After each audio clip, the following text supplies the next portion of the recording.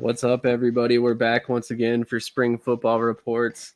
I can't even tell you at this point what episode it is. I think maybe 12. I'd have to look back at the playlist at this point. It's been quite a few. We're headed towards the XFL championship game. Already headed to USFL week 5.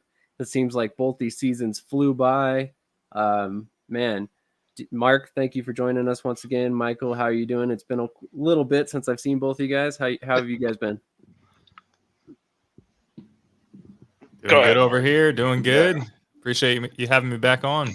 Absolutely. It's always a We pleasure. appreciate you being here. Yeah. Definitely. Anytime talking football is my thing. Had to take a week off, but I'm back. Absolutely. We all need a break at some point, right? But there's a lot to talk about. Not a volunteered break per se, but yes. Yeah. We won't get into the details too much. No. Yeah. We'll leave it at that. We'll just for sure. But anyway, we have a lot to talk about. Let's start with the USFL week 4. With the early game, we'll get the most painful conversation for me out of the way right away. So the Houston Gamblers came into Detroit and destroyed the Philadelphia Stars. And just, it was embarrassing. By the end of the game, the score ended up 41-16. That really didn't tell the story about how bad it was, because at one point, the Gamblers nearly scored on an extra point interception, and then the Stars scored really a garbage time touchdown that meant nothing in the scope of the game. So in my mind, this was a 31-point loss, even though the scoreboard says that it was a little bit less than that. But what are your guys' thoughts on this game? Did you expect to see the Stars lose this poorly? I mean, what do you make of their slide so far? Let's go to Mark first. So for me, I thought it was a tale of, two teams going in opposite directions, right? So we saw, Houston, where Mark Thompson, I don't think we saw him in week 1, and he was getting eased back into action. So definitely flew under the radar. And I think a lot of people forgot about this player. So obviously this was his coming out game and reminding everyone, in the alt football landscape and putting, everyone on notice that this is a big time back, a good player. On top of that, I do think on the Philadelphia side, we've continued to see this. This isn't the first week where we've seen, this offensive line not be able to protect Cookus. I really don't think it's completely on Cookus. I do think it's the primarily the tackles that just couldn't give him any time back there.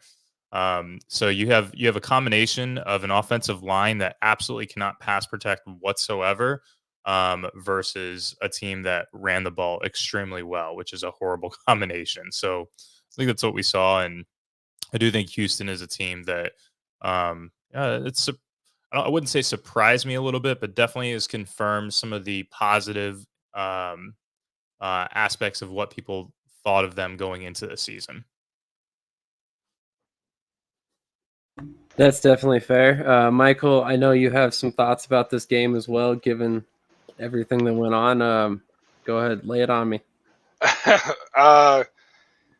Man, it's tough because I can't blame Case Cookus for everything that's been going on. But at the same time, he's also not helping himself out. He's holding onto the ball too long. He's trying to make the big play down the field instead of taking what the defense is giving him.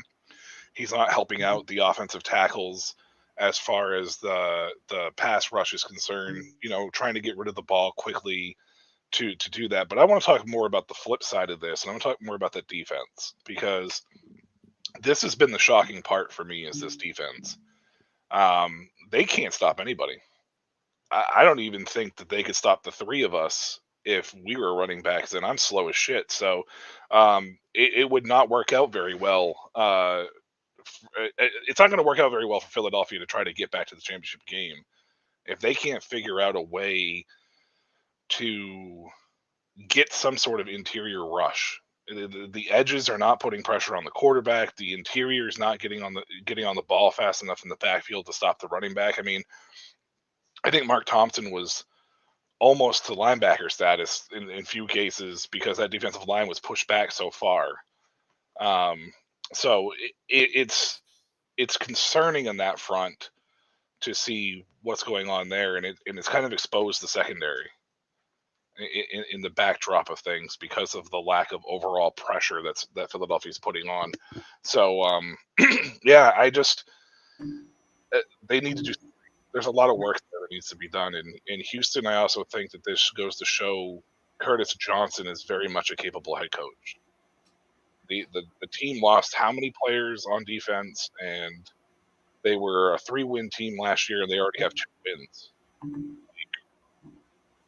I mean, we're talking a much more improved approach.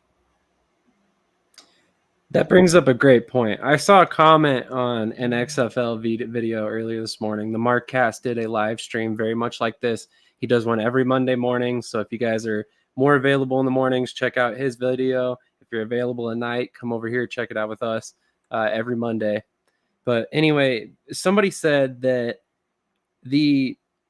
every one of the new head coaches has been an upgrade over the last head coach that was in that position. And it was a statement that at first I was like, nah, that's not true. And then I sat back and I'm like, wait a minute. Actually, it is. Like, how is that possible? Like, in your guys' opinion, was that something you expected with the names that came in? I know they got really good coaching candidates, but Mark, what were your thoughts on this? I wouldn't say I expected it. I thought that it definitely made sense in some scenarios. But I would just say going to Houston, it looks like the team's having fun. There's a lot of chemistry there. Bahar looks like he's taken a nice step forward. I know he got banged up in that game, but it seemed like he was fine. So hopefully he's coming back and there's no issues. Otherwise, I would be concerned moving forward because I think Terry Wilson, I don't know how much I would trust him in the passing game, but Bahar looked like he made a huge step. And I thought that really showed this week as well. And I thought the whole Houston team was firing on all cylinders. So it's a combination of that and the Stars just completely giving it up, not looking like the team that I expected.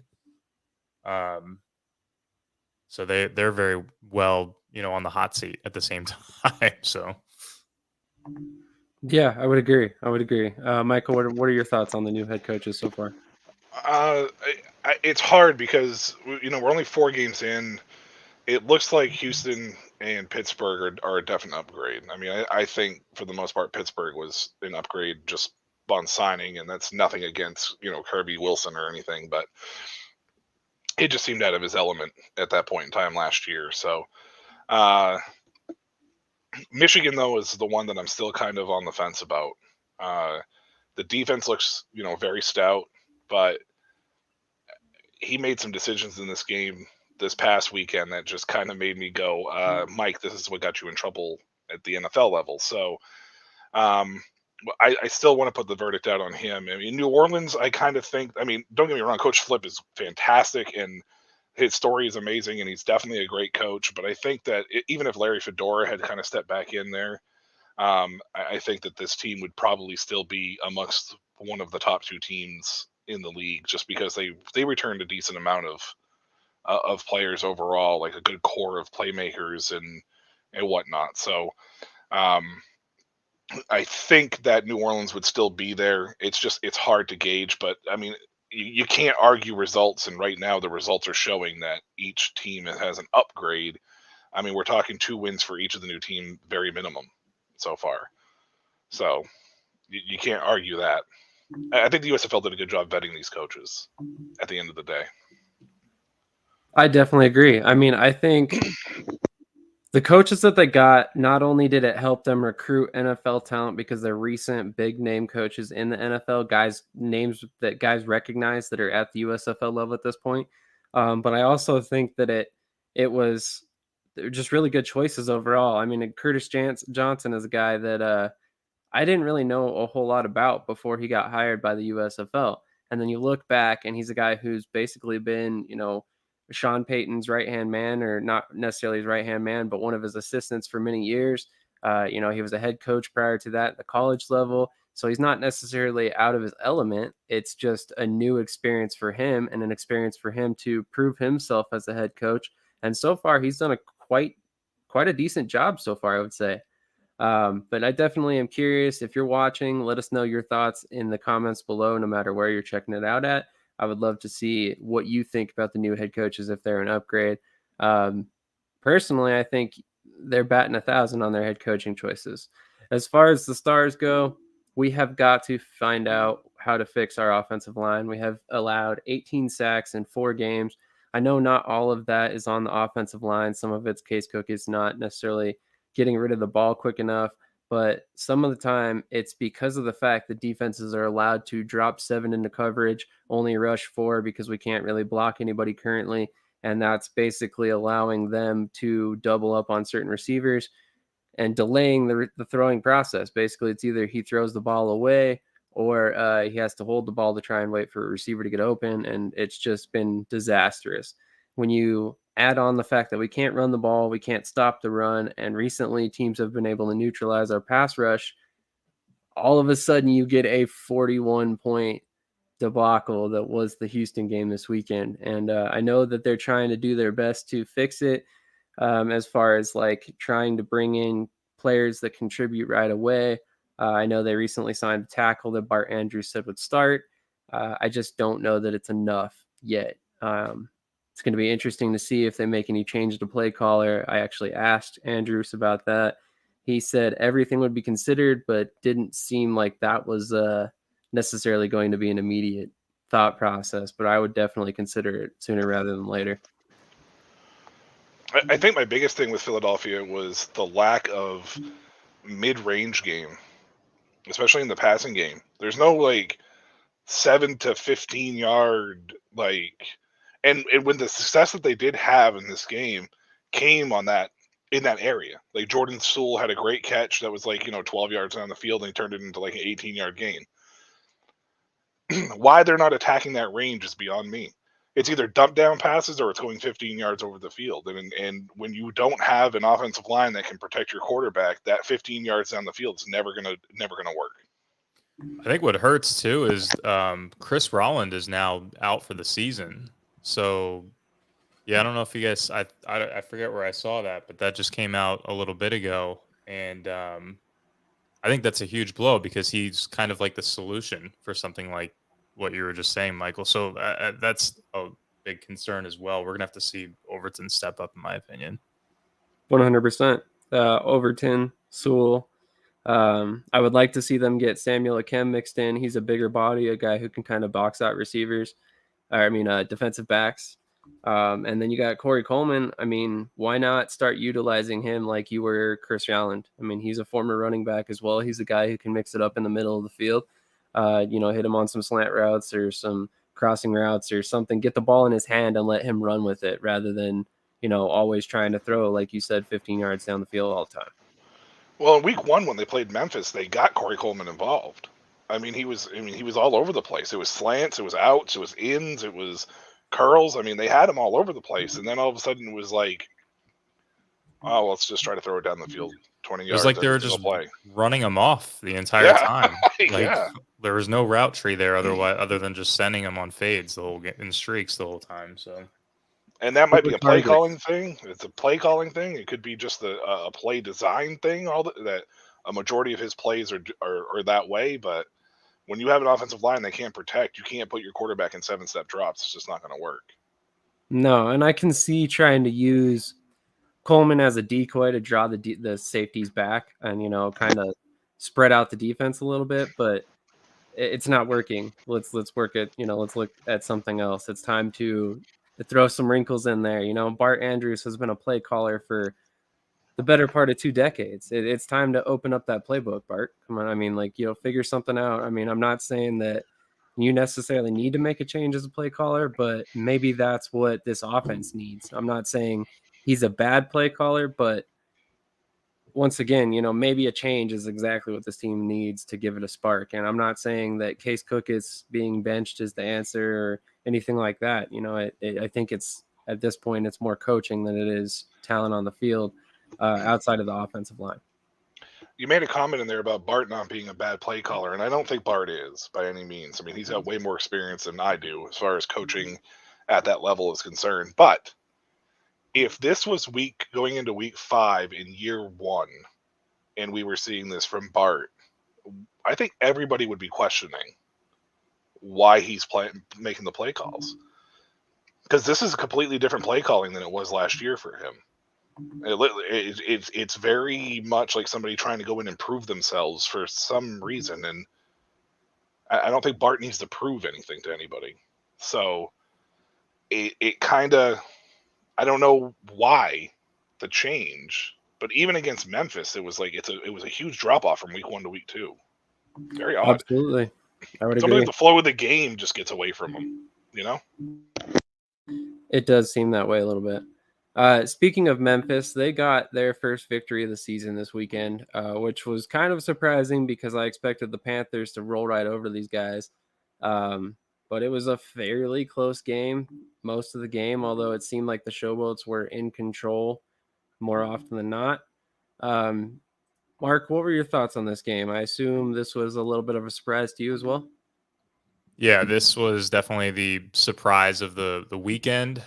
This is what kind of prevented me from having a great weekend versus a barely getting by type of weekend from a DFS perspective. So, it was nice to see Cole Kelly do his thing, and I think on the Michigan side of things, what I was most surprised about is I've been very high on their defense, and they just couldn't get off the field. It was kind of odd seeing that. So probably blame the offense for a lot of that, but it was definitely very concerning, very surprising, and I'm now questioning my overall, I guess, first take on this team and whether or not this team is for real or not. So it's very much in question now with this loss to Memphis. I would agree. Michael, what are your thoughts on this game? Michigan looked bad. I mean, offensively, they just looked bad. There was really no other way around it. But this goes back to, to me, this game was the epitome of what we've been preaching, Sam, or at least I've been preaching since week 1, as far as taking a quarterback, sticking with a quarterback, and running a 2-quarterback system that you have 2 similar quarterbacks in Josh Love and Carson Strong. Love can maneuver a little bit more, but they don't really use him in that capacity, right? So Carson Strong has the much stronger arm, and it's like, are you going to commit to each one? Take a look at their stat line this week. Neither one of them threw for over 100 yards. Carson Strong threw 75% completions. Josh Love was 66%. Like, and in the 66% was possibly because a couple of those incompletes were penalties, so it didn't count against Josh. But I mean, some of these throws were just not even close for Love. He had a terrible week this week as a whole. But I don't know. Memphis stuck with Cole Kelly. It looked much more fluent on offense. It looked a lot more cohesive. It feels like he just got most of the first team reps throughout the week, and it worked for them. Everything was working for them this week. This team looked like they were the early Orlando Guardians of the USFL, and they looked like the end of the season Orlando Guardians in this game against Michigan. So I don't know if Michigan's trending in the wrong direction. I don't know if maybe it was just a 1 week, hiccup, but they need to commit to a quarterback at this point in time and stick with it.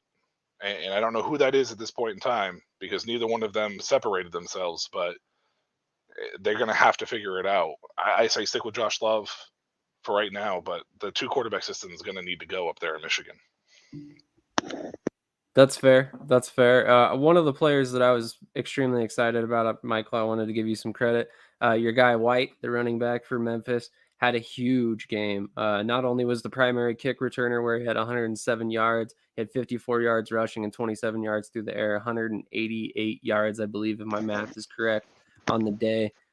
Huge day for Memphis. So kind of the catalyst for their success this weekend. He more or less carried the team. I mean, if you look at the offensive statistics, he was a good chunk of what they were able to do on the day, in both the running game and the passing game for that matter.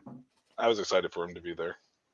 I knew it was going to be a Absolutely. good. I knew it was going to be a good fit. As soon as I saw, I was like, keep an eye out for that dude, for sure. You did say that. I totally remember that, and that's exactly why I wanted to give you credit, because the moment you pointed him out, I was kind of curious. I will say that he was targeted 7 times, only caught 3 passes, but some of that was also uncatchable passes. That's something that the USFL does not account for, unfortunately. And we have not gotten Pro Football Focus to start producing USFL statistics quite yet. So hopefully that comes in the future. Hopefully, Moving fingers on crossed. to, sorry, what was that? I said, hopefully, fingers crossed. Yeah, I mean, it would be so nice for people like us that really want to dig into stuff like this. So moving on to the game of the weekend, in my personal opinion, the Breakers at the Generals.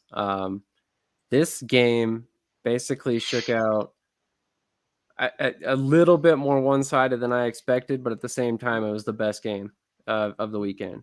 And by the end of it, exactly who we all predicted to win won the game.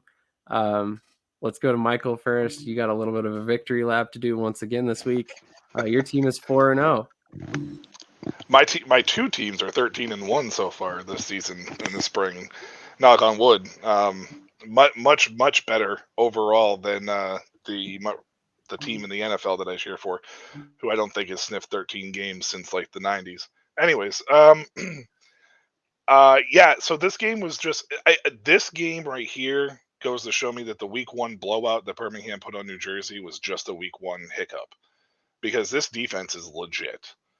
This literally might be the best defense in all of spring football, period, that we have seen so far. And they literally were the main sole reason that they kept New Jersey in this game. Because let's face it, New Orleans offense is, I mean, they got the league leader in passing, rushing, and receiving.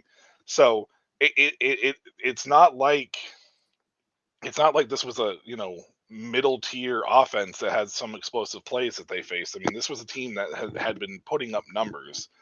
But what impressed me just as much was New Orleans' defense in this game, because New Jersey did kind of look very, they looked a lot more smooth. DeAndre Johnson looked a lot better than where he had been in recent weeks. But the fact that they held New Jersey to 17 and didn't let New Jersey kind of get over that hump to put the pressure on New Orleans to play from behind was big, in my opinion, for that defense. I think they need to take a nice little round of applause to themselves and kind of boost up their confidence a little bit this week. But a New Jersey team, they might be the best team in the North, which, again, right now, it looks like we have a power imbalance between the two conferences, because the South looks like, I mean, the South all won this week. Every single team in the South beat every team in the North this week. So you have a power in influx there, like we did in the XFL. The South division's just prominent in this one, and the North division's starting to look kind of suspect. So we'll revisit that topic in a little bit, but I am curious. One more question about the Breakers matchup before I go to Mark. This was also posed somewhere today on Twitter. Can Wes Hills rush for 1,000 yards this season? He's got 389 yards after 4 games so far. West Hillsdelphia. Did you see the new shirt, the merch they have out? King of the Hills. They sold it. Yes, it's King of the Hills. It's the Breakers. You can go to their website and take a look at it. It's pretty cool. I'm gonna have to message him or find him somewhere and be like, "Hey, do this instead." I can't find him on Twitter. I don't know if he has a Twitter account or not. I've been looking. I can't find him. So, can he? That's going to be a tough task, because I mean, he has some explosive plays. We've seen it that they'll run the ball and commit to it when he's really producing, but that's tough over the course of just trying to do it in 10 games. I mean, we don't see NFL running backs get to it. And I know the level of a competition is supposedly a step up and all that crap, but we don't even see NFL quarterbacks, running backs get to 1,000 yards in 10 games. Like it's very hard for them to do it. Even Derrick Henry has a tough time doing it. So, man, I'd like to see it. Don't get me wrong. I would love to see it, just because it would just be such a great feat. But I don't know. Maybe. The odds would be pretty slim. The problem too is like he's doing everything, right? I mean, he's throwing in receiving yards just as much. So I mean, if we're talking about all-purpose yards, yeah, that's definitely in play. 1,000 rushing yards straight up is much tougher. That's fair. That's fair. He's already got 104 yards through the air, by the way. So I mean, yeah, 1,000 yards all-purpose. I don't think that's out of the question for him at all if he stays healthy. That's the big question, if he stays healthy. What is surprising about this, I will say, is that if you look back at his time in the CFL, he had a very similar season to start last year for Hamilton before ultimately missing the rest of the season. He had 6 starts, had 69 carries, 384 yards, 5.5 yards per carry, and 1 touchdown on the season. This season so far, 78 carries, 389 yards, 4.9 yards per carry, and 8 touchdowns. So other than the fact that he's dramatically increased that touchdown number, his yards per carry have dipped a little bit, and ultimately he's got about the same yardage. So it's very interesting to see overall, but some of this, there was some evidence that he might be a solid runner prior to coming to the USFL, albeit I did not see it, to be completely honest. I'll be honest with you, I didn't either. I didn't even have him on my projected depth charts as starting. So I had Anthony Jones prior to the season. So I do want to point out one thing here too, is the common theme between what we're seeing with the Breakers and what we're seeing with the Defenders is they have the top offensive line, it appears, in the league. It's so hard finding offensive linemen and cornerbacks for these leagues that are going to give you that high level. And New Orleans has, I think their cornerbacks are starting to come into their own now, but their offensive line for sure appears to be the best offensive line, that the league has seen. That's fair. Mark, what are your thoughts on this game? Yeah, I mean, I would express a lot of the same sentiments that you guys have said already. I mean, Wes Hills, he's looked more than, he's looked better than I could have ever expected from him this season. I really thought this was just a great game in general. Like both of these teams, I was not disappointed by any means whatsoever. I thought there were a lot of positives that came from both sides. So it's hard for me to point out any, I guess, necessarily weaknesses. I think the one thing that is concerning to me with New Jersey is just that wide receiver room. Like outside of Eccles Looper, like who else is going to step up here? I do think Moore could be a guy that we could see a little bit more moving forward. I mean, Eccles Looper, he got hurt. I think he did come back in the game, but I think he almost seemed like he was in and out after that initial injury. So that's probably the one concern for me coming out of it. But DeAndre Johnson looked like he took a step forward. I thought that was really impressive on that front.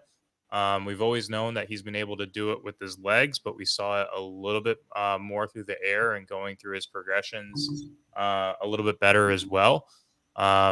And Darius Victor is what he is, so we can expect more of what we saw out of Darius Victor, in future weeks too. So thought there was a lot, despite New Jersey losing, I did think there was a lot of positives that came out of their end, and this was a toss-up type of game. So big fan of the Breakers. I was saying before we went on, I hate to sound like a bandwagon, but I have decided to officially adopt them as my team. So I am joining the Breakers bandwagon a little bit here, I guess, mainly from a geographical standpoint, but I also think they've got the cleanest jerseys in the USFL too. So, there's a lot to like on both ends, on both sides of the ball here. And I do think I liked Sage Surratt going into the season, but I mean, he's really, blown the cover off of my expectations as well, except for that one ball in the red zone. He should have caught that ball. He should have gotten into the end zone on that play. That would have put him, he would have been over 100 yards if he got that too. So I was super disappointed about that. Cost me some money. Well, I'm really sorry that it cost you some money, but I definitely agree. I was excited about Sage Surratt before the season. He's exceeded my expectations as well. I expected him to be good. I told everybody who would listen, watch out for him. But again, I didn't expect him to be the number one target on the offense, and that's very much exactly what he's been so far for the Breakers, which is awesome for him because he's a guy who last season he was with the Stallions as the number 2 tight end. Signed with the Chargers, I believe it was, spent most of the season with them, and then came back to the USFL. And it appears the Stallions didn't want him back, or I'm not really sure what happened there. Maybe it was because they had already signed other players, but he ended up with the Breakers instead. So interesting to see him basically pick up right where Sal Cannella left off, even though it's a new quarterback, a new coach, basically a new offensive system. Kind of interesting to see that they're still feeding the tight end as much as they are. Well, I also think that a good chunk of Sage Surratt is also that Coach Flip is using him in such a manner that they're able to exploit the mismatches, because I think people forget that Sage Surratt was a wide receiver Yep. converted to tight end. So Mm-hmm. he's not your prototypical tight end that sits on the line, and I mean he can block though. That's one of the biggest things about Sage is he really has stepped up his game as far as showing that he wants to be a well-rounded tight end. But it's the mismatches. I mean, linebackers just can't guard him. He's too big for safeties, and it's embarrassing to defenses out there to try to watch it when he's on point. When he's on point, it's just he's open. He's Yeah. there. It's crazy. 100%. And He I'll keeps the whole thing going too. I mean, he's the key to that offense, in my opinion. Oh yeah, for sure. Everything has to run through him inside out. It kind of reminds me of how the Chiefs utilize Kelsey. yeah, Yeah. that's a great point. And honestly, I mean, that wouldn't be that shocking of a landing spot for him. To see him go into KC. I mean, I'm not really familiar with who's the backups there currently, but I know they no longer have Demetrius Harris.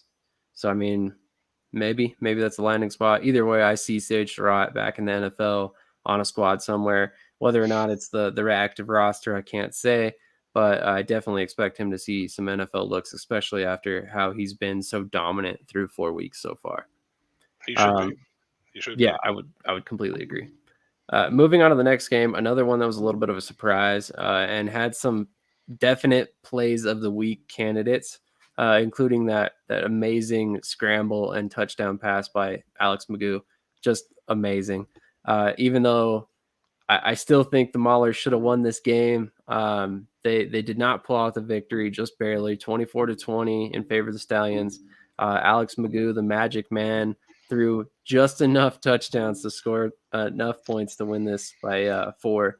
So Mark, were you surprised to see the Pittsburgh Maulers put up this good of a fight, or did you have kind of an idea this was coming after last week with what they did to the Stars? No, I thought last week was kind of a fluke, and they proved me wrong this week. I did feel like Birmingham's defense would show up a little bit more. So I was certainly shocked. And we did see Magoo kind of be a little bit more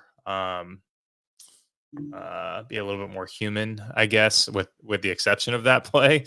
So at the end of the day, I had Birmingham as a strong favorite going into this game. And but I will say, like, they still won. I'm a big Zaquandre White fan. I wish that this team would put the ball a little bit more in his hands over Maribel. So I'm hoping they lean White in the future. Magoo, if he keeps running the ball, I think it's gonna not turn out well. They need to make sure he doesn't take as many hits, because he doesn't always give himself up either. So I have an issue with that with Birmingham in the long term. But look, I mean, they still won the game. Williams is definitely the guy on the Pittsburgh side of the ball. He can do it. He's a dual threat type of player, obviously, after we saw the big run from last week. And I do think it was very positive to see them get someone else involved other than Henny and Bailey Gaither. So that was something that has been missing from earlier this season that we saw more this week, which was nice to see. So all things considered, despite losing, I thought there was a lot to mine from the experience on the Pittsburgh side of things, and I think they can build off of that moving forward. So yeah, it was surprising. I would agree. And one more question before we go to Michael. Do you think Troy Williams has earned that quarterback one spot for the Maulers for the rest of the season at this point? I think so. I mean, just because of the skill set, I think he brings something to the table that no one else in that quarterback room can. So I think you got to run with him moving forward. I would agree. Michael, what are your thoughts on Troy Williams and then the game overall? Well, I mean, I mentioned after week 1 or week 2 when we started getting into it that Troy Williams had that offense looking a lot better than James Morgan. So I think at this point you can't go back to Morgan. It would disrupt that offense too much. I hadn't seen a lot about Troy Williams when it came to like his playing. Like I had never really seen him truly play a ton. So getting a full game out of him like we did the last 2 weeks has been nice to see. I mean, he hasn't put up, you know, overly, large, gaudy numbers. But what he has done is he has brought stability to a position that needed it badly for that offense. And what I liked about Troy is even though he has that dual threat capability, is he reminds me a little bit of Russ Wilson and Donovan McNabb without getting too cliche about the way he plays the game, because he scrambles when it's beneficial. Otherwise, his eyes are usually down the field and he's constantly looking. He had a few hiccups, which I think is probably just from a young quarterback side of things, not having a ton of experience being a starter that could clean up. But overall, this Maulers team should be very happy with where they are in comparison to where they were last year. Even with the record being, not the prettiest at this point in time. But and on the other side, Ray Horton has them hitting. This might be the most violent defense in the league. If they, when they hit somebody, they hit somebody. Like you feel it. I guarantee Birmingham's offensive players right now are all still in ice baths. Or if they're not, they should be, because they hit for sure. And Alex Magoo just looked very Magooish. This is what I was afraid of with him. I thought it might happen. I hope it's just a 2-game, little 2-game hiccup for him, but it's been a rough 2 weeks for him so far. Absolutely. You know what I thought was I was very upset about the fact that they didn't go for it on like 4th and 2 from the end zone at the beginning of the game when they had momentum, and I think they had the very next drive they drove all the way down the field again and kicked another field goal. The offense looked like they were playing well enough where I think when you're looking at going for it on 4th down, you look at what you've done so far on the drive. And both of those drives, they marched all the way down the field. Why not take a shot there? Especially given like the state of the team and the record. Like, I don't know. I thought that was the wrong call to not take a shot, especially given how those drives played out at the beginning of that game. The first one for sure. And I say the first one for sure because one of the things that Pittsburgh has struggled with is the red zone. It's been a lot of field goals. Yeah. Like they got the best field goal kicker, one of the best field goal kickers in the league right now. Him and New Orleans, I think, are, back and forth. But I understand not wanting to leave points on the board, on the field or whatever. But at 4th and 2 from what they were on the 6, or inside the 5, even, I think maybe. Yeah, I think it was. I want to say it was inside the 5. Yeah, you just go for it there, and at worst you pin back a Birmingham offense, and give them an opportunity and chance to maybe even get a safety out of the deal too.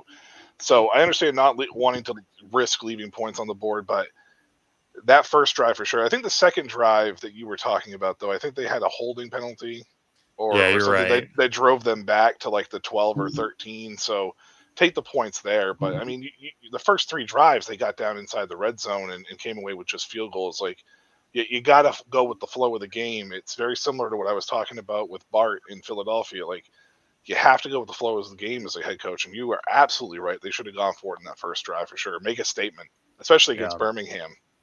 Make a statement. I would love to see the analytics behind a situation like that, because I'm willing to bet the vast majority of the time, the opposing offense that is then given the ball within the 5-yard line like that is going to end up punting. I bet you the vast majority of the time they will punt the ball back to you. So in that particular case, what do you lose really? Nothing, because you're getting the ball most likely right back unless you make a huge mistake on defense, because you're not going to get much better field position. I mean, realistically, unless you have an absolute amazing punter and just the greatest special teams ever, you're really not ever going to be pinned that close. So in my personal opinion, I would say go for it 100% of the time in that situation, especially if you trust your defense. I mean, if you don't trust your defense, maybe you alter your thinking on that a little bit, but otherwise, field position, play the field position game, especially with how low of a score this was the entire game. It's never like if they had given up 1 touchdown, it would have been out of hand, in my personal opinion. So I would have gone for it both times. I'm a little bit more aggressive, I guess, in my play calling when it comes to coaching. But personally, I agree with you. They should have at least tried it one time, because you don't lose much in those particular situations.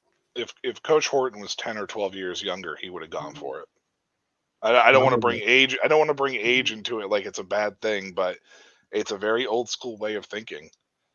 Yeah. Like it's a very old school way of coaching, very old school, and Horton was brought up on the old school style, so it's not really surprising that he chose the field goal there. So 100%. Shameless plug. If you want to learn more about Ray Horton, we had him here on the channel for an interview. So go check that out. Make sure to hit that like button. And if you haven't done so already, hit that like button no matter where you're watching. Help us push this out to other viewers. Share it wherever you're watching as well. But on to finally our predictions for the XFL championship game. Since I didn't have either of you guys here last week, I can go ahead and add that to our prediction sheets from last week, which if you let me pull them up real quick, I'm sure Krish had something crazy to say. But let's go ahead and go to. He probably picked Vegas to win it. Let's see. The other teams get disqualified. Vegas gets slotted in. Vegas gets slotted in, by default, yeah. Nope, DC. Shocking. So let's go to Mark first. What is your prediction for the XFL championship game? Well, so I had, I will say before the season started, I thought the best bet to take was DC. DC was, believe it or not, before the season started, plus 700 to win the XFL championship. So that was my fantasy guru in our articles recommendation. If you're going to place a bet on an XFL futures, that was the bet to place, and it's still alive. So I've been running with that. The way that they've played all season has kind of supported and confirmed that. When I came on with you guys before the playoffs started, I said that I thought DC and Arlington was going to win it, and that DC would beat Arlington in the finals. So here we are. I have to go with what I've gone with since day one. I've got DC winning it. Yeah, it was a great pick then, and it looks even better now. I'm not going to lie. Kudos to you for making that Arlington pick too. 100%. Kudos to you for sure. I literally did not see that coming. Not even gonna lie to you. I mean, I felt like if they were going to beat Houston, the game was going to be like 10-7. Like it was going to be some kind of low scoring, straight up debacle. Not putting up 20 points, because I think that's the first time all year that they put up over 20 on the offense. I mean, this is professional football. And so in professional football, regardless of whether it's the NFL or a different level of play, at the end of the day, any team can win. Oh, yeah. And there were tea leaves that told us, like, Arlington was playing better football down the stretch and Houston was declining down the stretch. So that was kind of where my head was at with it. Hey, yeah, more power to you, man. I believed in your theories at the time, but I still picked Houston. So I can't say anything. You were the only one that picked Arlington, and more power to you, man. That you deserve the credit on that one for sure. Michael, you're picking Arlington this week, right? Excuse me? Yeah. No. No. No. And it's unfortunate for Arlington because I'm glad they're there, but they wouldn't have been there if the South hadn't been so friggin' bad. Let's be honest. They squeaked in a situation that just happened to be that the South was just really terrible. Uh, I just don't see how they're going. I mean, the defense is always a threat with them, but and I know this game was 28-26 during the regular season, but again, a lot of that was Greg Williams in the second half, just kind of moving to that weird covers shell defense that's super basic. And I think Arlington had had at least one pick six for a touchdown there or whatever, or a fumble recovery. So their defense is going to need to step up and make plays like they've done all year to keep it close. But I think DC is just locked in. I mean, they handled Seattle. I was worried about Seattle, and they went out and handled them. So that is 100% fair. That is 100% fair. For our other picks last week, we had all three of us picked Philadelphia, all three of us picked Michigan, all three of us picked New Orleans, and all three of us picked Birmingham. So we went 2-2 on the week as far as me, Evan, Willsmore, and Krish. And yeah, I mean, it doesn't look so great now, but it'll be interesting to see how those teams go going forward. So let's go to Mark for his DFS players of the week, and then after that we'll do your favorite segment, and then our predictions for USFL Week 5. How does that sound, fellas? Sounds good to me. works for me. All right, so I'll jump into I'll give you a little bit of XFL first. So if you are looking at a showdown play, don't invest a whole lot of money into this because it's one game, anything can happen. But if I'm looking at the captain spot, I think Abram Smith, Tiamu, and Lucky Jackson are all players that are in play for that captain spot. Chris Blair, I think, is also a creative play that not a lot of people are going to put into that captain spot, but he's absolutely a player that can blow up. Other players to target will be Sal Cannella.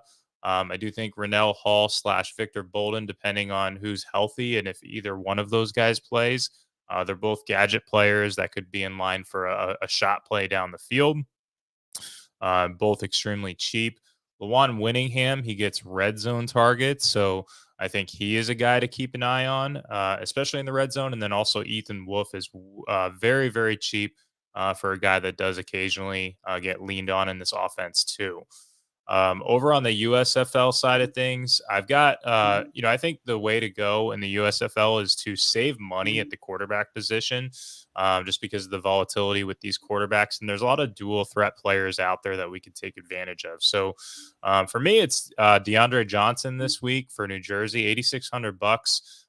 Again, he's a dual threat player. He's going against a Philly defense that we just talked about is having a lot of trouble defensively. They're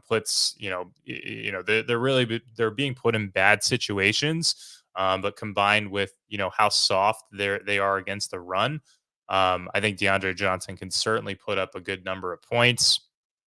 And I do think this would be a little bit of a nice contrarian approach. I mean, these are only 4-game slates, so all cards are on the table. Darius Victor at running back with DeAndre Johnson could be a sneaky little play. What if we saw another screenplay between these two where both score on it? Victor, I think a lot of people down from a DFS perspective last week because he really doesn't offer a whole lot in the receiving game. Otherwise, versus the occasional screen here or there. But I do think he's still running the ball very, very well. And I think he could have a big game on the ground against this defense too. And I think a lot of people are going to move off of him considering his pricing has stayed the same. We gave out another guy, Zakondre White over with Birmingham. I think he's $6,000. So he's a nice salary saver at running back, a guy that, in my opinion, deserves to have the majority of the workload and the running share in the backfield. So would love to see White take another step forward and maybe they give him a chance to control that backfield and take the majority of the snap share. Isaiah Henney with Pittsburgh at $6,200. It's the highest pricing that we've seen for him, but I mean, he's just way too involved to ignore him still at this price point. We're starting to see a lot of players get priced up, and I thought Henney would get priced up at this point, but he hasn't because it wasn't like an incredibly amazing fantasy performance from last week. It was just a solid game. So I think this is a week where we can play Henney and look after him. Henney is good enough to beat this Michigan defense, in my opinion. I think they're definitely looking a little bit softer here, so we could see him finding some nice spots. Overton, $4,000. For Philly, very cheap for a guy who is seeing a good chunk of playing time. And like we were talking about earlier with the Chris Rollins news, I think he is going to see more snaps, and he might get a little bit more involved as he was a little bit more involved towards the second half of that game. He's got 13 catches for 151 yards on the season, no touchdowns. So maybe we see him, kind of a bigger body player, catch a touchdown going into this game. The obvious tight end plays, we can always talk about Sternberger. And I think Sternberger, if I'm going to pick between him and Surratt, could be a nice contrarian play because a lot of people are going to be off of him, given the dud of a week that he just had. And the fact that he got priced up, he went from like $7,100 to $8,700. Sage Surratt did the same thing from $7,000 to $9,300. So both of these guys got priced up. I think we'll still see the ownership on Surratt, but Sternberger might be completely alone. But Matt Siebert, I thought, was an interesting player with Pittsburgh. They do need other guys to contribute in this passing game, and he seemed to get a little bit involved as well. I liked what I saw from him.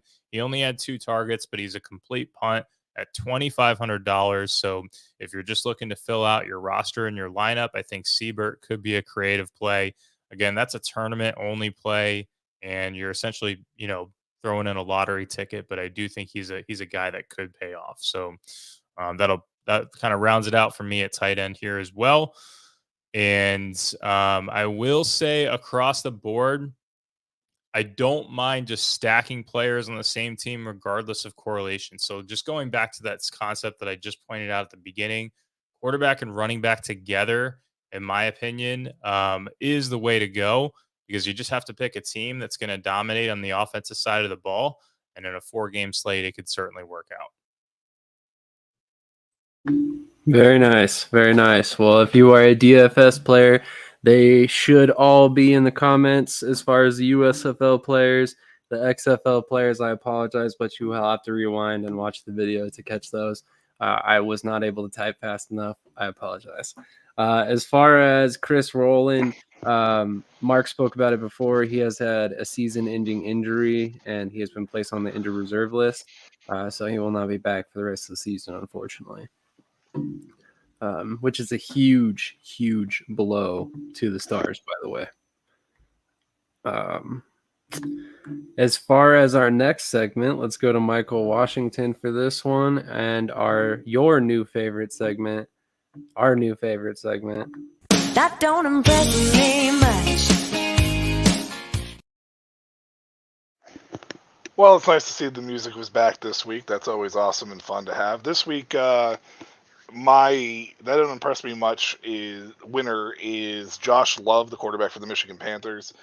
Really, this could have gone to like Mike Nolan and the Pittsburgh staff in general, but I stuck with Josh Love because 66% completion percentage, which isn't horrible but not great. But he only threw for like 75 yards or whatever. It was under 100.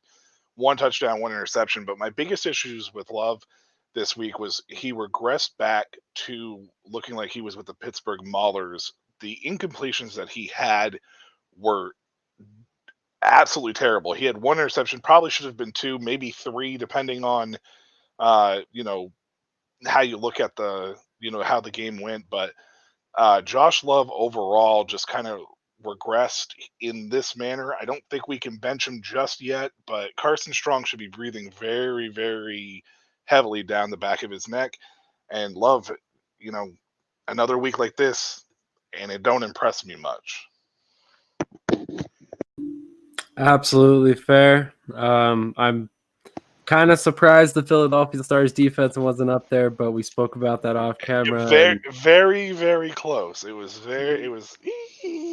and honestly, it was probably the offensive tackles that were also pretty close because both those tackles were beat up pretty badly in that game. So 100%. And like I said, Bart Andrews seems to think very highly of the new tackle they brought in, former DC defender, actually.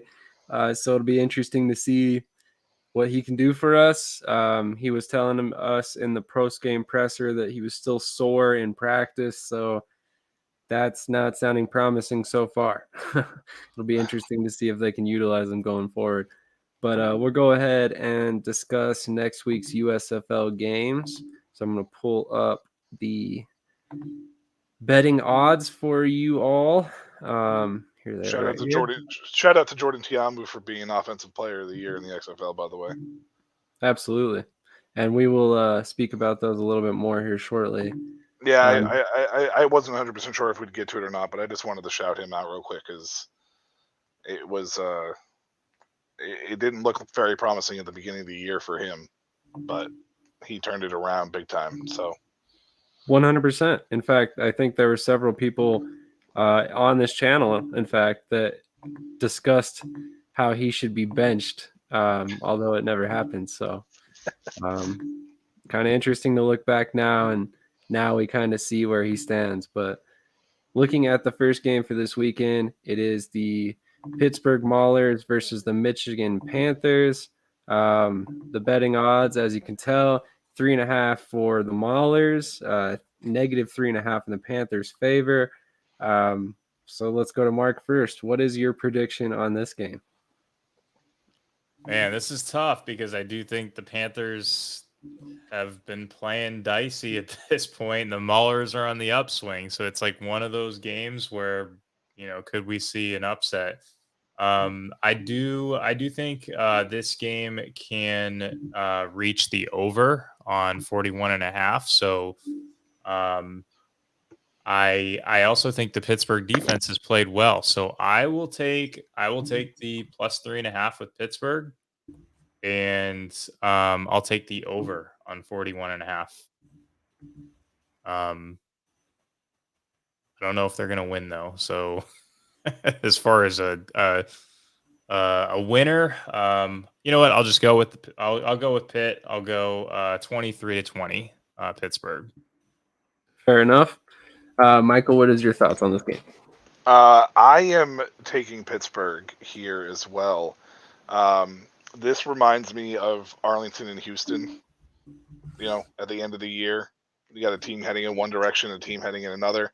Not saying that Michigan's free fall is nearly as bad as Houston's, but until they can commit to a quarterback, if they commit to a quarterback in this game, they could easily win this game. But with Pittsburgh having a little bit more stability at that position, I got to take them at this point in time. And I'm going to say 24 because they're a little more traditional scoring in the USFL. I'm going to say 24-20 over Michigan. I think Michigan eventually sticks to a quarterback in the second half to keep it close. I like that assessment. I did not expect this at all, but we are actually clean sweeping in Pittsburgh's favor. I expected to be the person that picked Pittsburgh here, but I think exactly what you guys said. I mean, they're on the upswing. Michigan's kind of on the downswing. I fully have confidence in Michigan's staff and their talent on the field to get it right. I just don't think this is the week. I think Troy Williams has looked really well in the past 2 weeks. I think he's only getting better with playing time, and I think he's only going to continue to get better. The Maulers have a pretty solid run game they can lean on, as well as the quarterback run as well. So I think this is a team that matches up pretty well with the Panthers, and it'll be interesting to see how this game falls. I'm actually kind of surprised that this is over a field goal spread here. If I was a bettor, I would definitely be taking the Maulers to cover in this one, regardless of if I thought they were going to win or not. So kind of surprising to see that gap. I would have expected like a 2.5-2 point difference here, but regardless, I'm going to say Maulers 21-18 over Michigan. So moving on to the next game. Just a second here. We have the Houston Gamblers and the Birmingham Stallions. This is a 4.5-point spread. And this one, I think, is another spread that, in my personal opinion, is kind of out of whack. Mark, what's your prediction on this game, and what are your thoughts on the spread as well? Well, if I were a betting man, I would go with Houston plus 4.5. And I think that I think Houston could win this game straight up. I feel more confident about Houston beating Birmingham than I do about Pittsburgh beating Michigan. So I agree. I think the spread is super weird. I'm not really sure where Vegas is coming up with this, which gives me a little bit of concern too. It's like when I am that off from what Vegas is saying, then what am I missing? Right? Like where is the discrepancy? So I like Houston. I would take the plus 4.5. I'm not so sure about that total 48.5. That's tough. So I'll take the under on that. DraftKings Sportsbook actually has it at 47.5. But I'll go with Houston 24-17. All right. Interesting. Michael, what are your thoughts on this game? I'm taking Birmingham here, but I would bet on Houston against the spread. I think it's going to be close. 4.5. Definitely kind of. It's a weird spread, but I think I think at this point in time, it might be respectable enough because it is still a 3-1 Birmingham Stallions team. I know that they didn't really look that great this past week, and Magoo's been kind of shaky the last 2 weeks. But I'm going to take Birmingham here to get back on track. But this game is going to be much, much closer than I think people think. And I'm going to say Birmingham 21, Houston 20.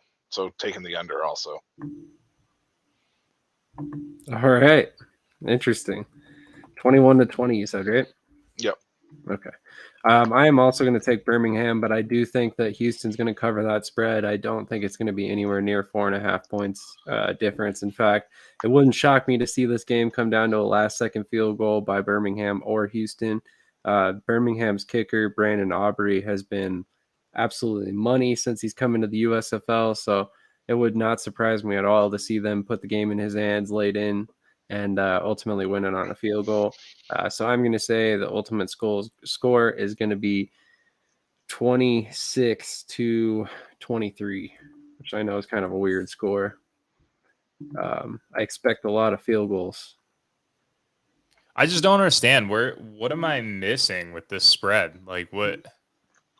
The only thing I can think of is the spread is this much, or the 4.5 is because of Birmingham being the projected USFL champions again, or the best odds.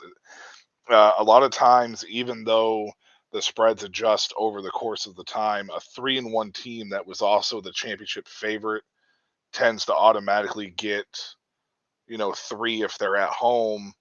And the 1.5 is probably, or the 1.5 or the 1, depending on how you look at it, is probably coming from the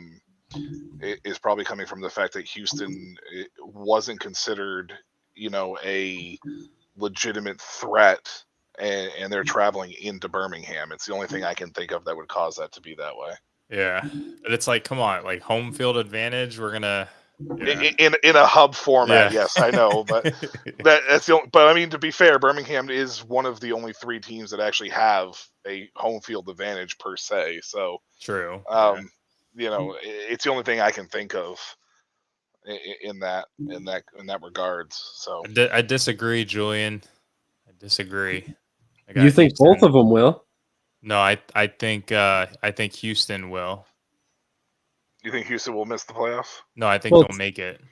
Technically, he says the Houston Gamblers or Michigan. Oh, okay. I misread that. Okay. That's I fair. could see Michigan missing it. Yeah. To be honest with you, I don't see Michigan missing it right now. I mean, with the way Philadelphia and Pittsburgh, unless Pittsburgh is able to really, put a staple in it and come back, right now you'd have to kind of slot Michigan in there. But I guess this week will be very telling. 100%. This week will be telling on that. 100%. Speaking of which, we'll go ahead and go to the next game, the Philadelphia Stars versus the New Jersey Generals. I, as a Stars fan, am incredibly scared for the next two games. We just got blown out by Houston, who is arguably not even in the same stratosphere as the Generals or the Breakers, who we're about to face the next 2 weeks. And I personally think that this spread, as much as I hate to say it, isn't large enough, quite honestly, at this particular point. I guaranteed would have put that as a minimum 7-point spread. I expect the Generals to handedly defeat my Stars. I'm expecting like a 31-24 score at the end of the game. We'll be lucky if we don't give up another 5-sack game, quite honestly. And really, if we can't run the ball, we'll be lucky to score 24 points. So that's my prediction personally. Mark, what is your prediction for this game? I'm going to take New Jersey, just running the ball over them, 31-13, New Jersey. So they cover the spread and barely get over. I fear for Case Cookis in Philadelphia here because, oh boy, this New Jersey defense is legit. Like I said, this might be the best defense in all of spring football period that we have seen. We're hitting the halfway point of the USFL. They're easily, to me, the best defense in the USFL. So I know that Birmingham and New Orleans both beat them, but with the way Philadelphia's been playing, they will have to play an A++ game to even keep it close. I think Jersey's going to run all over him. DeAndre Johnson might eclipse 100 yards rushing in this game. And it's probably going to be close to like 34-14. 34-14. All right. I hate it for Philadelphia. Trust me. We interviewed Case Cookis, and it was awesome. He's such a good dude, and I was cheering for him, not necessarily Philadelphia, because no offense, Sam, I love watching them suffer. But you know, that's okay. That's okay. This is funny. This is funny. Now we get a 7-point spread. I mean, it's fair, but it just really. This one might be justifiable, though. I mean, no, it 100% is justifiable in this game. I just think, are the Generals and the Breakers that much further apart, and are the Showboats and Stars that much farther apart? I mean, like, we're basically talking about two of the same teams here, other than the fact that the Breakers beat the Generals by a field goal. I think Philadelphia is better than Memphis. I wouldn't say by much, but I would say that I think they're better than Memphis. I just have a tough time saying that right now, and I'm sure right now you probably have Philadelphia in your power rankings like near the bottom. To be honest with you probably have that. I wouldn't be shocked because you are very critical of your team. So yeah, yeah. Just wait till you see my preview article coming out this week. I can't wait to see it. Yeah. Well, I sent a little preview to everybody, and certain people thought it was a little too harsh. Other people were like, "No, take them to task. Do it." I mean, honestly, they believe it. They deserve it. So it'll be interesting. I mean, after all, the three people on this show just predicted them to lose by almost 20 each in each predictions. Well, except for you, but I think that was partially fan bias there that you gave them 24 points. But a little bit, yeah. Yeah, I was gonna say I think there was a little fan bias in there, but yeah. We'll see. Well, like I said, it'll definitely be interesting to see how the game flow goes. I know Case Cookis was like holding his hand at the end of the game. We saw Kevin Thompson come in for the last throw. That worries me. Tristan Taylor, our right tackle, left the game with an injury as well. So that's another thing. I mean, are the Vegas odds makers, are they considering this stuff? Because, I mean, Cookis might not even play. I'm not saying that that's the case, but if he doesn't play, what does that spread become then? Because, I mean, I believe in Kevin Thompson. I believe in Vad Lee. Both of them are experienced quarterbacks. You know, Kevin Thompson was in the CFL. Vad Lee, we all know, USFL last season, bounced around in the CFL this season as well. So, I mean, I think both of them are capable, but are they case cookies? I don't think so. These odds will likely change. They tend to slide throughout the course of the week when you get more betting rolling in. Usually it's just the set for the initial spread, but the spread gets swung based upon betting, or at least that's how I've always known it to do it. I mean, I don't know if these odds are set in stone or not, but or the spreads are set here, depending on when you bet or whatever. But by Friday, I mean, you could have a 14-point underdog if Philadelphia has all those injuries and they take account in for them. Yeah, I mean, yeah. If Case Cook is announced to be out, that spread could easily, widen. So I would expect it to dramatically, maybe even as many as double digits points, quite honestly. But anyway, back to this game. We have the New Orleans Breakers versus the Memphis Showboats. Let's go to the newest Breakers fan. Let's go to Mark for first. What is your thought on this game? I have no problem taking the Breakers at -7. I don't know how much I actually believe in Memphis, and I'm now biased, I guess, but also I do believe that New Orleans is the better team, and I do think that they can control the time of possession. I just think there's a lot going for New Orleans in this game, so I'm okay taking the -7. I don't feel great about it because it's a pretty large spread, but I am going to I'll take New Orleans on the spread. I'll take them as the winner. I will take the under on this game, so I could see less points happening here, but I do think they win this game pretty handedly. So I'll give New Orleans a 27 to 17 victory. All righty. Michael, what is your prediction on this game? I unbiasedly will take New Orleans to win this game over Memphis and cover the -7 points. I think they are easily the best team in the league. Coming off a big victory against New Jersey, a very tough defense. They're going against a little bit softer of a defense in Memphis. I think Wes Hills is, as long as again he stays healthy and is able to make those plays, he is going to be an absolute nightmare for the Showboats defense. I don't think they have anybody that can contain him or slow him down. This game could easily get out of hand very, very fast for Memphis.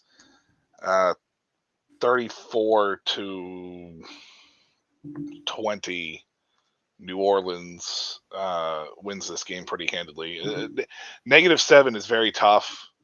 And New Orleans' defense has shown lapses of giving up points. I know they played really well against New Jersey overall, but they have shown that they are willing to give up points. Or it kind of reminds me of DC. Like DC gave up points, in the second half of a lot of games this year. So New Orleans will do it, but look for this game to be like 7-7 at half, just because New Orleans' second half team, with the way that they play in the second half, those second half adjustments that Coach Flip does are absolutely amazing. They're spot on, for sure. So, but yeah, 34-20. I take the over on this one, but New Orleans to cover that 7-point spread. That's definitely fair. I would be shocked to see New Orleans score under 30 points in this game. I definitely am going to go about, say 31 points just for the sake of argument, and 31-18. Honestly, I think it's going to be a pretty handed win, much like you guys think. I do have one question for you guys. Currently, MBT stands at 1,116 yards passing on the season. Can he top 1,500 yards this week? So that's what it would be 384 yards. If the Breakers get turnovers, yes. If they get turnovers, he might throw for 300. 384 is very close to that 400 marker, which is going to be very tough with the running clock for almost anybody to necessarily get to. But if they can get a couple turnovers, I think he can get there. Yeah, I disagree. I think it's going to hit the under. So if I think it's going to hit the under, I think they're going to run the ball.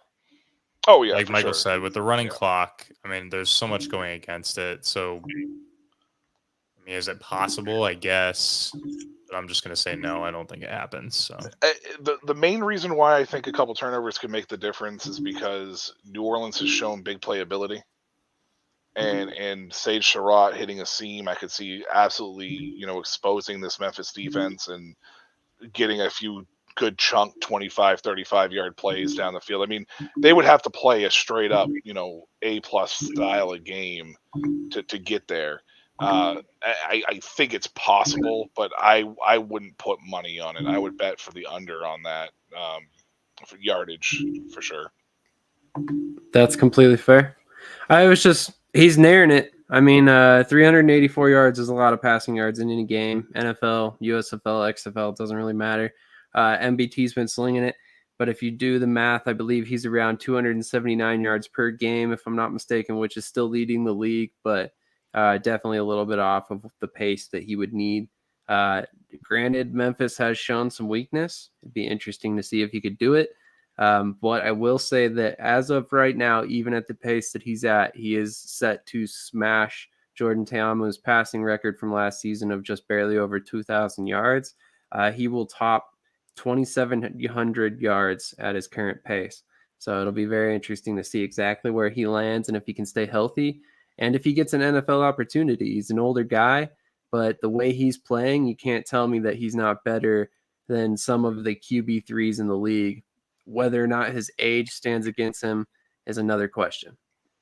I will say you said something very interesting in that stat line is how many carries you mentioned earlier. How many carries does West Hills have so far? Do you remember off the top of your head what you said? I do not. So just while 79. he has 79 carries already and MBT is averaging 279 yards passing. Like, just that thought process alone is remarkable when you think about that in the scheme that you have a running back or a style of offense clearly that is through the run and still having a quarterback put up those kind of numbers, with a running clock. Like it's just an incredible stat line after 4 weeks. 100%. 100%. And it's kind of funny to hear, the fact that we did hear so many detractors on MBT coming to the league when he first signed. He's coming from the CFL game. What is he even going to be able to do? By the way, he was an NFL quarterback for 6 seasons, bouncing around. He was, on all these different teams. He just won a Grey Cup in the CFL. He's a championship level quarterback. The Breakers fans should have been excited to get him, much like I know you were. And I was so happy.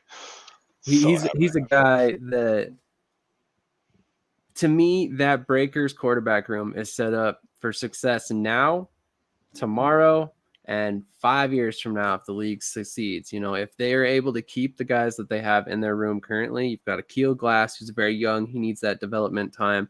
You've got Davis Cheek, I believe it is, who's the second quarterback. And then you also have MBT, who's finished product. What you get or what you see is what you get. He's not going to get any better, but his floor is pretty damn high. So you're going to get a quality quarterback who can kind of help teach the rest of that room and hopefully get his last opportunity to be in the NFL, despite the fact that he's the age. I really hope Cheek and Glass are approaching this and paying attention to what they have around them with what they're seeing with MBT on the field and what they have in Coach Flip. I hope that their head is in that same mind frame as EJ Hilliard, as I showed you last night with his exchange with Kurt Warner. Like, if they have that same process, they are going to learn so much this year just in 10 games that will help them down the road with the rest of their career. Regardless if they hit back the NFL or not. Like, it will help them with their career down the road no matter where they go. I think MBT is really kind of giving the blueprint towards a player that relatively does a pretty good job of protecting the ball. He's not turnover crazy. I mean, he's turned 2 picks this year, but when you compare that to some of the other players in both leagues, the XFL or USFL, he's doing a decent job of protecting the football. And that is the blueprint towards being an NFL backup and making NFL roster as a guy that you can trust to be a game manager and come in and not make mistakes, which we've seen so many of these other guys in both leagues so far turn the ball over like crazy. So it stands out, and it's a big um, it's a big plus. It's a big plus when guys at the next level are looking at you. 100%.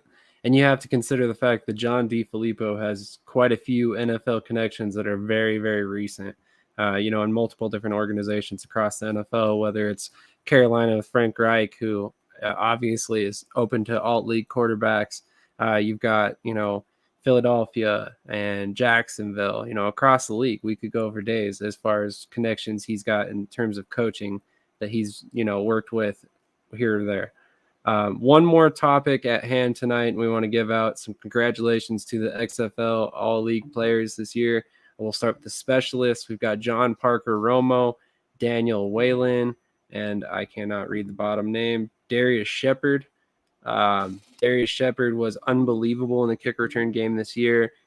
Continues his success from the USFL last season. John Parker Romo was easily my pick for the best kicker in the league before preseason. I just had a feeling about him, and Daniel Whalen's been money all season long. Any comments on any of these guys?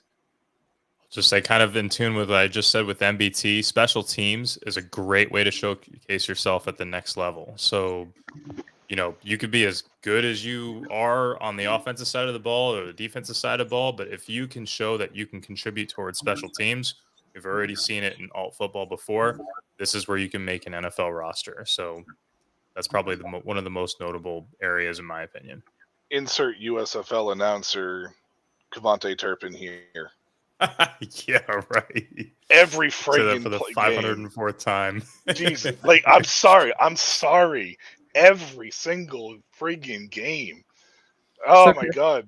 There's something amazing that happens, and these guys are just like, oh, interceptions, defense now has the ball. Kevontae Turpin. Jesus. I get you want to lean into it, but that's just beyond leaning into it at this point. He's still in the same group chat. Can you believe it? Come on, guys. Don't get me wrong. I'm so happy for Kevontae Turpin, and he's a testament to what Mark was just saying. But it just you said it, and it was just insert here because this is what they do every single game. So no, it's completely true. I mean, it is completely true. To Mark's credit, it is completely true that special teams are the best way to get in the league. Maurice Alexander, Micah Abernathy. I'm sorry. He did sign with the Packers, but definitely not Micah Hyde. I apologize for that. Just multiple players that played special teams that ended up getting in the league, and because of it, and obviously not as many that had the success as Kevontae Turpin, but there's Kevontae Turpin's superhuman. Let's get off that train because there's not another person like him on this planet. I don't think anybody. Maybe there's some, but he played 20. I think it ended up being 23 games straight, or no, it was much more than that. 33 games straight, I think it was by the end of the season with the playoff game. Everything that went on with the NFL, playing the playoff games in the NFL, it was unbelievable, superhuman, like I said. So I know it's not gonna happen, but I'd like to see him get some wide receiver reps this year. That wide receiver room is just too talented ahead of him. It's just I don't think he's gonna crack it, but watch preseason if you want to see him, because I guarantee he will have a very strong preseason at the wide receiver spot. And I hope they do get him involved, because no matter if it's a deep room or not, he brings a skill set that a lot of people don't have.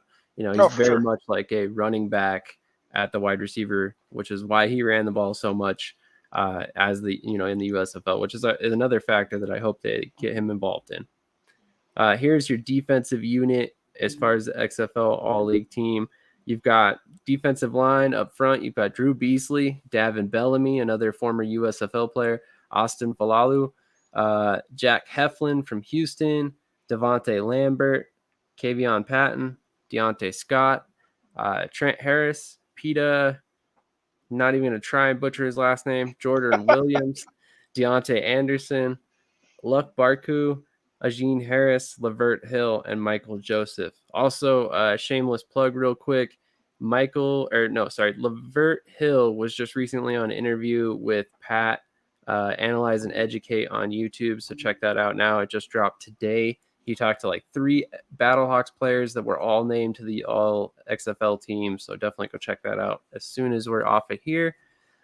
Any thoughts, any players that stick out to you, any guys that you think don't belong perhaps? Ajeen Harris. I was just gonna say that's You the don't one think he name that belongs? sticks out to me. No. He was a got picked on. He was a liability all year long for the Houston Roughnecks. I mentioned in the chat, Sam, we talked about this a little bit, and it was right on cue. He gave up a touchdown the following play. That's true. It's just, he's a name because he made plays, but I guarantee that he was thrown on probably more than any of those other guys that were there. It's almost like he made it because he got picked on so much, so he had the stats because he was just involved in every single play because they always went after him. Yeah, I mean, we're talking holding penalties, defensive DPIs. Like, I don't even know if the XFL keeps track of that stuff. But I do not want to see what his DPI ratio was this season because he cost. Remember the Houston Roughnecks meltdown in the third quarter against the DC Defenders? Ajeen Harris was at the forefront of leading that charge. Like, it was bad. So I wrote him up on a weekly basis for DFS plays to go after him. So yeah. So Barku, on the other hand, he in my opinion, he belongs. Oh yeah, for sure. Yeah. So I'd love to see him. I think where did he get? He got an invite to, what was it, Cleveland? Cleveland. I could see him. I could see him making that team. I could see it. I would agree. They've lost some talent in Cleveland. I couldn't tell you right off the top of my head who they brought in. That's how buried I've been in the alt football world for a while here. Here is the offensive unit for the XFL team. We've got Jordan Teamu, much deserved. I just want to stop real quick before we go on. Jordan Teamu has looked like possibly the most improved USFL to XFL player out of all of them. And it's insane to see because he led the USFL in passing last season. And this season, he was night and day better than he was last year. But moving on to the next player, we got Abram Smith, another DC defender, Deontay Burnett. I'm sorry, what was that? Oh, I'm sorry. You said Abram Smith. I said MVP. Sorry. No. My brain's just my brain's just trained to say that. That's all. Sorry. No, you're good. You will hear no arguments to me or from me. We also have Deontay Burnett, Hakeem Butler, Lucky Jackson from DC as well, Ja'Cour Pearson, Cody Latimer. There was no better pick at tight end in my personal opinion. Offensive tackle, you got Jared Jones-Smith from St. Louis, Colin Kelly from Seattle, guard Liam Fornadell from DC yet again, Steven Gonzalez from St. Louis yet again, Alex Millette from Houston, who's getting a lot of NFL interest, by the way, and Mike Panusik from St. Louis as well. Any surprises on this list for you guys? The surprises for me are not on the list. I thought Jeff Badette, I thought he was a stud all season. I felt like he was a player deserving of being on there. But it's so tough though, because who were the four wide receivers again? It was Ja'Cour Pearson, Lucky Jackson. Yeah, Hakeem Butler, Deontay Burnett. So Badette was he was tweeting earlier on this, and it was, you could tell he was frustrated, but he didn't want to just outright sit there and look like he was complaining. But he definitely kind of pointed out it would have been nice for them to do a all conference or all what do we call it, divisions, conferences, what are we calling conferences? It Yeah, it would be conferences. Yeah, like an all team on both sides, so two different teams maybe. I thought that would be fair as well, because there's more guys deserving of invites, and if you're on that list, you're probably getting an invite, and there's more players getting invites than just what's on that list. So I think Badette should be on over Burnett. That would be my That would be my only guy that I would necessarily take off. I don't, as good as Badette played this year, I don't think you could put him over Butler because of what Butler did and where he was. I don't think you could put him over Lucky Jackson just because of how much Lucky Jackson meant to Jordan Tiamu in that passing game. And I certainly wouldn't put him over Ja'Cour Pearson because of what Seattle, what he did in Seattle. So it would be very tough for me to take Badette off one of those three. I do agree. I think that they should have done an all-conference one as well that they released for both of them, like a North and a South one as well. And maybe we'll see it down the road. Maybe they do have that fan huddle on the XFL that they do listen to their fans. So it will definitely possibly be taken into consideration if it's brought up. If you're not signed up for the huddle, go sign up for it, by the way. But yeah, that's something that I definitely think that the XFL is really good at, is trying to explore what the fans say. Obviously, fans come up with ridiculous stuff all the time. So something like this, though, might be at least approached and thought about for sure. And like Shepard, like I know he was considered special teams, but like, I mean, come on, offensively, he was an absolute stud. And I know we already put Butler on that list, but I think he probably may have been in consideration if he hadn't won Special Teams Player of the Year. Yeah. You know what I mean? Like that's kind of the key thing there, I think, for him. So he played good enough where it's like he deserves 2 awards, though. Like he was a great returner and he was a great offensive player. So it's like 100%. You kind of got 2 guys in one there. And it is 100%. It should be 2 separate things. Like kind of like when I know it's been a couple years since this happened, but when Khalil Mack made the All-Pro team as a defensive end and a linebacker, it's no different than that. Like he really he did so much in several different facets of the game for St. Louis that I would 100% support that. If he had been the 4th receiver on the list, I would have been like, yep, makes perfect sense. I've got no complaints about Deontay Burnett, although he does stick out as the guy who maybe doesn't necessarily belong over some other guys in the league. But again, I could see an argument for him. To be fair, if you're a Houston fan. Oh, for sure. I mean, you take the 6 wide receivers that we're talking about. I mean, you could really interchange them across the board. I think it's just more difficult to make a case against Pearson, Jackson, and Butler than it is Burnett, and that's not saying that Burnett's less deserving by any means. So, 100%. So with all that being said, I think we've pretty much covered most of the topics. We were going to recap all the NFL invites, but that would take quite a bit of time. There's already been a lot of invites handed out. Do we know the total number yet? Sam, have we seen the total number yet? I have not counted yet. I don't know that I've gotten a number from any of my USFL News Hub guys or XFL News Hub guys yet. I saw a tweet the other day that said it was at 31, but it looked like it was older for a date. It looked like it might have been like a Friday date. And I know since Friday, there's been a very, very good chunk amount of other invites, including Steven Montez to San Francisco got an invite. Really? Got an invite to San Francisco. Yep. And actually, I think Harrison Frost got an invite too, because I saw I saw a comment that said that all 3 Seattle quarterbacks got invites. Wow. Frost, I think Frost is more just as a camp arm because he's a rookie, so they're going to give him a chance to come down there and kind of, get a little bit of taste of the NFL. But I want to say it's probably closer to 45 to maybe 50 now because of, the XFL Twitter page was just retweeting them like constantly. So yeah. I'll get a count by next episode. Hopefully by that point we're nearing triple digits. One thing I'm interested to see is if this affects the wave of USFL signings. I believe, don't quote me on this, I don't remember exactly how many guys got invites and signed out of camp or for camp. I believe that over 100 guys got invites. Now, that does not mean all of them receive contracts to stay with the team, end up on the practice squad, or even stick for training camp for that matter. I'm talking minicamp invites, all that stuff, rookie minicamp invites. But I'm curious to see what we ultimately see for a number from the USFL and the XFL combined. I mean, are we going to see somewhere in the neighborhood of 150, 200 players from both leagues? get invites. Maybe we see somewhere in the neighborhood of 50 to 60 stick or 60, 70 stick, somewhere near last season. It'll be interesting it's just going to be interesting all the way around.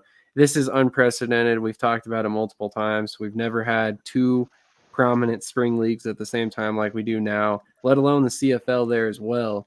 So it's just very interesting to see how this is affecting player evaluation for the NFL and to see exactly which league they look more to based on timing and all the different factors that weigh into it, because there's a lot more than just timing that goes into this. I'll just say, put it into perspective, like 39, there were 39 XFL players from the 2.0 version that finished the season on NFL rosters that following year. So that's the end result of however many camp invites went out just from XFL 2.0 based off of 4 games or whatever it was. So take a full season of XFL, you take a full season of USFL.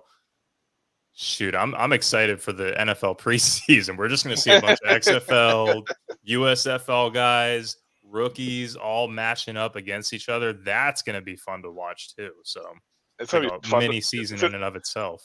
It's going to be fun to watch the XFL players face the USFL players in the NFL preseason or be teammates and see how it goes.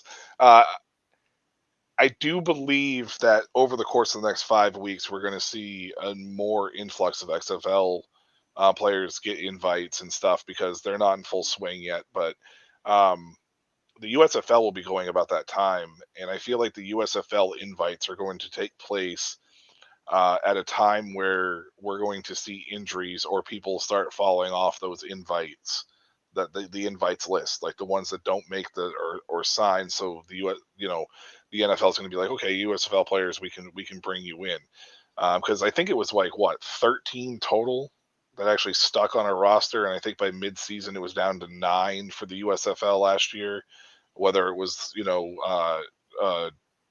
taxi squad or whatever they call it in the NFL, but the taxi squad or on the actual roster. So these guys are getting invites, which is nice to see. I hope that a good chunk of them are able to actually stick on teams for various reasons, just because it's what they want to do. It's their dream. So, if not, I'll be happy to see them come back to the spring leagues too. So.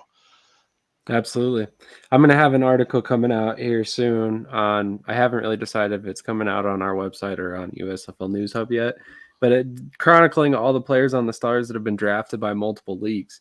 And it's unbelievable to really look at the big scope of things when you see how many players have multiple options. That was never a thing prior to, 2020 or really 2020. Yeah. When the XFL came back and AF before that. But, and now this league this season to see XFL players cut and landing in the USFL and getting to finish out the season with the USFL and stuff like that. There's more options and more ability for these players to stay relevant and play significant snaps in leagues that the NFL actually has shown respect for. That's the most important part. We could sit on here. I could get on my soapbox. Krish, I hope you're watching. I could get on my soapbox and start preaching about the IFL players that are in that league. Because there's a lot of talent there too. But to be fair, the NFL does not look at the IFL. They just don't. I hate to say it, but it's not the same way. If you're in the IFL, your leagues of choice or the leagues that you have a most likely chance to get to are your USFLs, your XFLs, and your CFLs. Those are the leagues that are looking at them.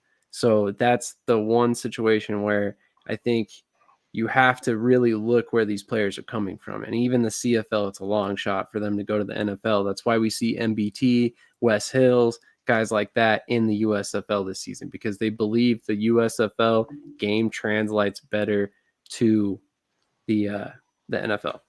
I think eventually we're going to get someone that moves all the way up, that goes from the IFL or, up through the XFL, USFL. They're going to make it all the way up. I don't know when, who, what type of position, but I think we see it somewhere at some point. I agree too. I think it's going to happen. I think it's going to be one of the key key things to watch, and I bet you, I almost guarantee it will either come from the linebacker position or it will come from the offensive line position. Maybe edge. But the edge, it's tougher in the IFL with edge rushers because you have the straight up. You have to be straight up.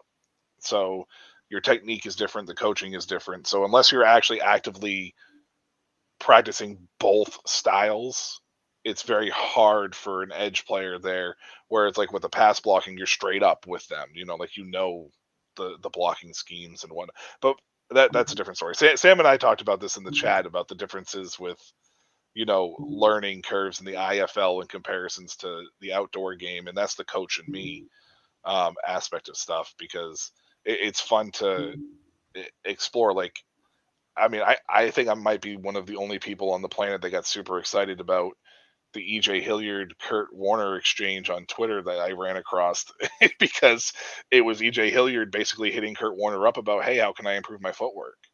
How can I improve my mechanics? And we're talking an indoor football quarterback doing this.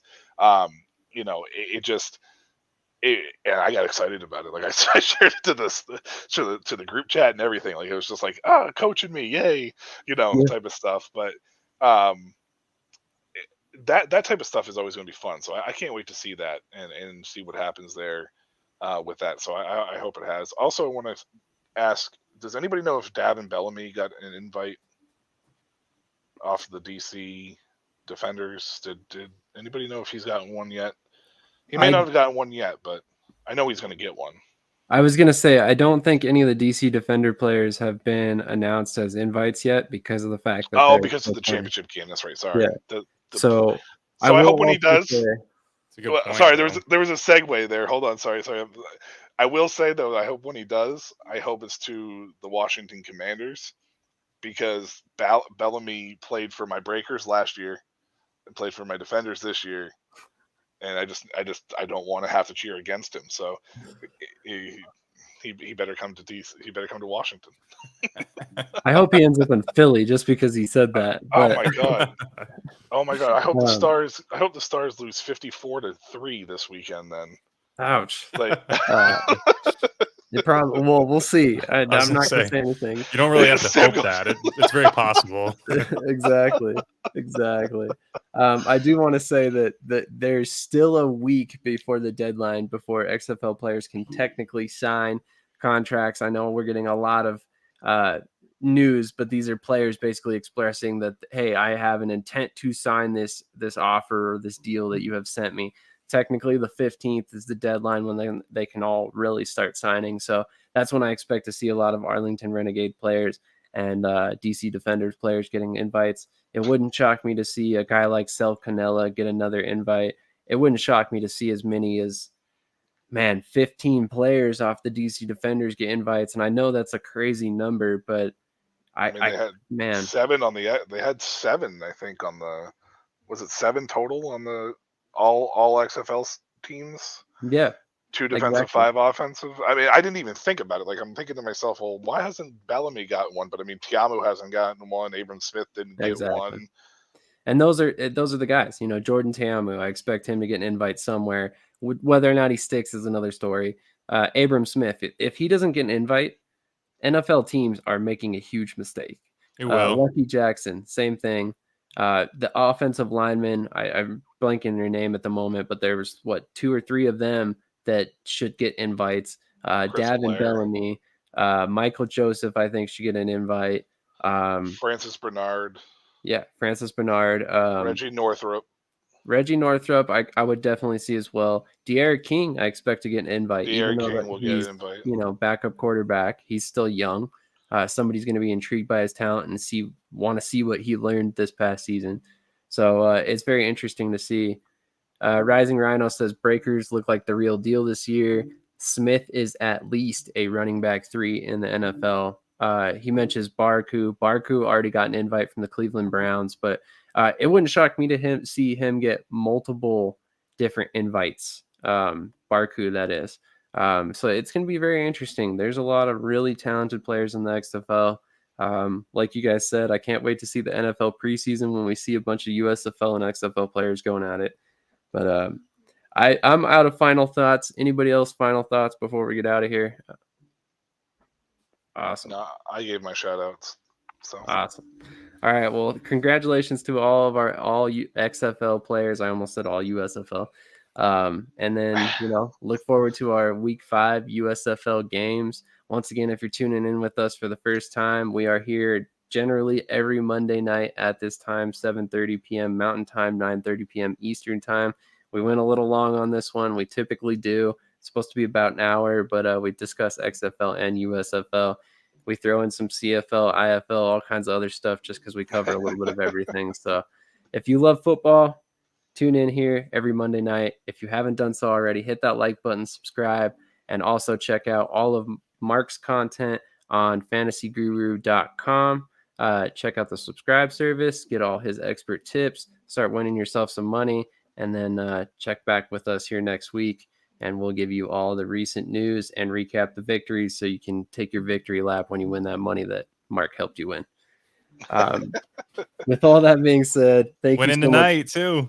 Exactly. So anybody else who tuned in, thank you so much for your support. We really appreciate it. Share this with your friends. Tell everybody about the Shady Sports Network. Hopefully we entertained you for almost 2 hours here. Once again, check out fantasyguru.com. And then I believe Michael's going to have an article coming out pretty soon here on shadysportsnetwork.com. So I do have one this week as well. Yep. I've rambled for long enough, so I'm going to go ahead and call it a night. Have you guys a great night, and thank you for joining me, Mark and Michael.